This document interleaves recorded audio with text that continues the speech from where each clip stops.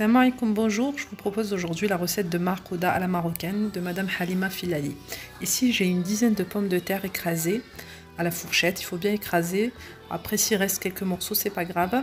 J'ai mis comme épices du poivre, du sel, du curcuma, une cuillère à café de cumin, une cuillère à café de piment doux. J'ai aussi de la coriandre et du persil, donc j'ai mis à peu près une bonne cuillère à soupe de coriandre persil, voire une cuillère et demie. Donc je vais mélanger tous ces éléments là entre eux. Donc là je rajoute le sel. On mélange bien, on écrase bien. Il faut bien que les éléments s'imprègnent. Ici j'ai rajouté une demi-cuillère à soupe d'harissa. C'est l'harissa marocaine par contre. Elle est plutôt acidulée, elle n'est pas forte en ail, parce que dans la purée j'ai déjà 3 gousses d'ail. Donc je n'aime pas rajouter en fait l'harissa qu'on trouve dans les commerces parce qu'elle est très prononcée en ail. Si jamais vous décidez de mettre de l'harissa que vous achetez dans les grandes surfaces et où il y a beaucoup d'ail, ne rajoutez pas d'ail à ce moment-là dans votre purée. Sinon vous pouvez vous passer aussi d'harissa, c'est pas obligatoire l'harissa.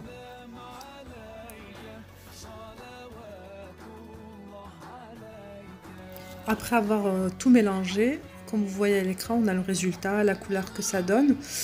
Juste une remarque par rapport à cette histoire d'harissa, donc si vous voulez quand même avoir un goût prononcé, vous pouvez mettre du piment de Cayenne ou tout autre piment en poudre. C'est pas obligatoire l'harissa, du moment que vous avez un goût pimenté, ou sinon vous en passez comme j'ai dit précédemment. Donc ici je forme des boules de marcouda que je viens aplatir avec ma main. Il ne faut pas oublier qu'on va envelopper la marcouda dans une pâte à beignet. Donc il ne faut pas faire des marcoudas qui soient trop épaisses, sinon vous allez avoir une marcouda qui est vraiment trop grosse et trop consistante. Donc voilà, il faut essayer de faire quand même, il faut essayer d'aplatir un petit peu avec les pommes de vos mains.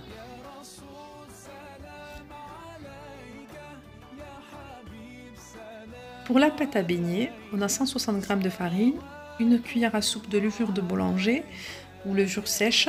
Moi j'ai préféré mettre de l'eau dedans et laisser lever une quinzaine de minutes parce que parfois le sel empêche la réaction de la levure. Sinon vous pouvez mettre directement la levure dans la farine sans passer par l'étape de l'eau.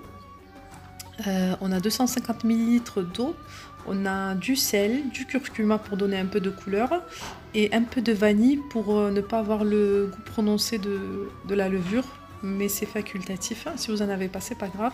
Donc je commence par mélanger tous ces éléments là entre eux et je vais venir rajouter petit à petit de l'eau et continuer à mélanger jusqu'à obtenir une pâte qui soit pas très liquide. Il faut qu'elle soit un petit peu quand même épaisse pour que au moment de la friture l'huile ne filtre pas dedans et qu'on n'ait pas un goût de purée de pommes de terre qui soit trop gras. Moi j'ai utilisé un fouet, mais vous pouvez utiliser aussi un batteur. Ici dans l'image la couleur est un petit peu claire, j'ai rajouté par la suite un peu de curcuma pour avoir une jolie couleur. Je vous ai mis dans le tableau descriptif, dans la description de la vidéo, je vous ai mis le lien vers la recette d'origine, comme ça vous voyez directement la manière de faire de Madame Filali. Vous pourrez voir dans la vidéo de Halima Filali la phase où on trempe la pomme de terre dans la pâte à beignet ainsi que la cuisson. Il faut savoir qu'il faut cuire sur feu moyen. Je passe maintenant à la préparation de la sauce tomate. J'ai pris 3 tomates, donc je coupe comme vous le voyez à l'écran. On enlève les pépins, on essaie d'enlever le plus de pépins possible. Cette tomate, en fait, je lui garde la peau Je la mets sur feu doux pour la cuisson, on n'a pas besoin de rajouter de l'eau. On va la mettre sur feu doux quasi éteint. Vous savez, quand vous voulez éteindre votre gaz, eh ben, c'est le petit feu juste avant l'extinction. On recouvre et on laisse cuire tout doucement, tranquillement. La tomate va lâcher toute son eau. Elle va cuire dans sa propre eau. Et une fois qu'elle aura cuit, on la mixera. Donc ici, je viens mixer les tomates une fois cuites. Comme vous le voyez, il y a de l'eau. On n'a pas eu besoin de rajouter de l'eau, c'est toute l'eau que la tomate a lâchée.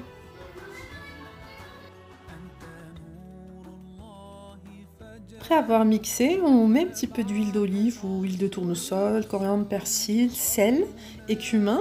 Vous avez la possibilité aussi de rajouter un peu de vinaigre, c'est juste une option. Et toujours de la harissa, si vous aimez manger piquant. Voilà pour tout.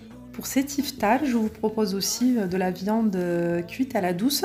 Donc j'ai du filet de veau, soit filet de veau ou des petits morceaux de steak, steak de bœuf ou de veau, comme vous voulez. Donc j'ai 3 petits oignons que j'ai coupés en lamelles. J'ai mis de l'huile d'olive, du sel, du poivre, du cumin et un bouquet de coriandre et de persil.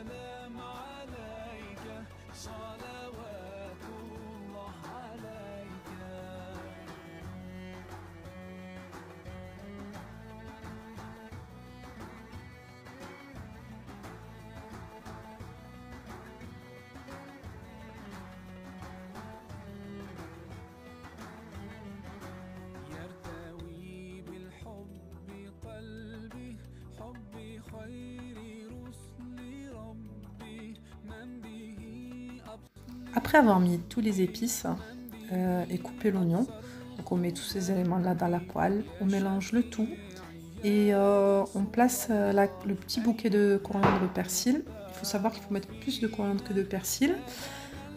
Une fois qu'on aura fait tout ça, on met sur feu fort dans un premier temps, juste le temps que la poêle chauffe. Une fois que ça a bien chauffé, on recouvre et on met sur feu doux quasi éteint. Donc on va laisser cuire tranquillement. Une fois que ça va cuire, ça va lâcher tout son jus et réduire par la suite. On vérifie bien que les oignons ont bien fondu. Donc on laisse bien réduire et notre plat est prêt. Je vous remercie d'avoir suivi ces recettes et je vous dis à très bientôt avec une nouvelle recette.